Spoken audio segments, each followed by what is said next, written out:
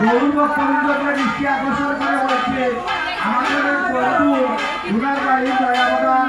উনি আমাদের আনন্দ এবং মা দুর্গার প্রদান দেখে উনি সেই চাই নিজেকে দেখি দান করছেন উনার জন্য সবাই আমরা আশীর্বাদ করি আগামী বছর যাতে উনি আমাদের মাধ্যমে এসে সহশরীরে আরো বনাইয়া দিতে পারেন তার জন্য আমরা সবাই আশীর্বাদ করি।